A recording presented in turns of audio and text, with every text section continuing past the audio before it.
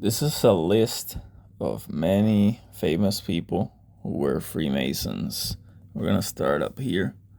It says, Freemasonry was there in the American Revolution with members such as George Washington, Benjamin Franklin, James Monroe, Alexander Hamilton, Paul Revere, John Paul Jones, and even the Marquis de Lafayette and Benedict Arnold. Other revolutions against both church and state were led by Freemasons.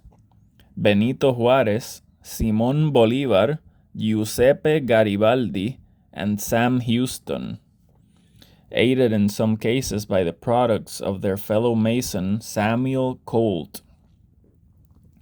Kings and emperors who took the Masonic oaths include Edward VII, Edward VIII, George VI in England, Frederick the Great of Prussia, George I of Greece, Haakon VII of Norway, Stanislaus II of Poland, and even King Kamehameha V of Hawaii.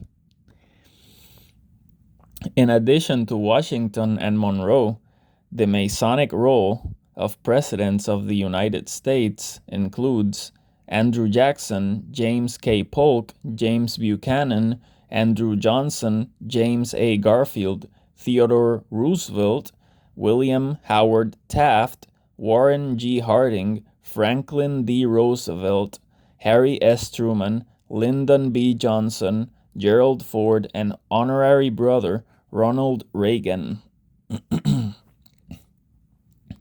World War II was fought by British Masonic leaders Sir Winston S. Churchill, Field Marshal Errol Alexander of Tunis, Field Marshal Sir Claude Auchinleck, Marshal Lord Newhall, Royal Air Force, and General Sir Francis Wingate. American Masonry was well represented by Generals Mark Clark, Omar Bradley, George Marshall, Joseph Stilwell, and Douglas MacArthur. Nor were Freemasons always on the same side.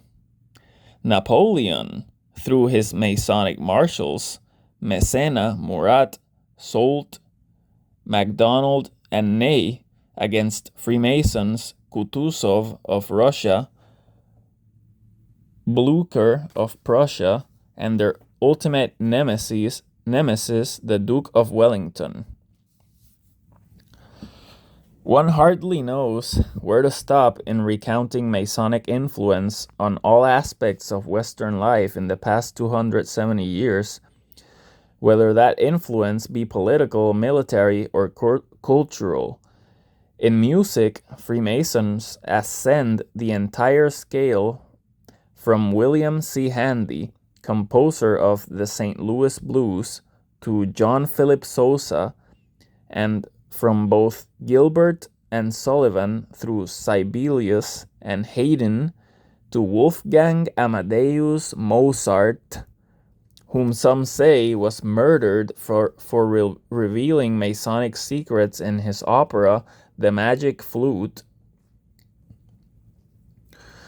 Masonic members of the literary world include Sir Walter Scott, Robert Burns, Rudyard Kipling, Jonathan Swift, Oscar Wilde, Oliver Goldsmith, Mark Twain, and Sir Arthur Conan Doyle, who would never have permitted Stephen Knight's anti-Masonic book, Jack the Ripper, The Final Solution, to be rewritten, as it was, into a fictionalized motion picture version, pitting Sir Arthur's creation, Sherlock Holmes, against Sir Arthur's own Masonic brothers in London. As impressive, even legendary, as some of these actual Freemasons may be, they pale against the revelations of early Masonic historians who claimed, keyword claimed, It's not true. The Masonic membership for Adam, Abraham, Noah, Moses, Solomon, Ptolemy, Julius Caesar, and Pythagoras. Remembered in Masonic verbal tradition by the delightfully anglicized name of Peter Gower. One Masonic writer was incensed that some of his contemporaries expressed doubt about the claim of Masonic membership for Achilles. Nor did the fantasy stop there.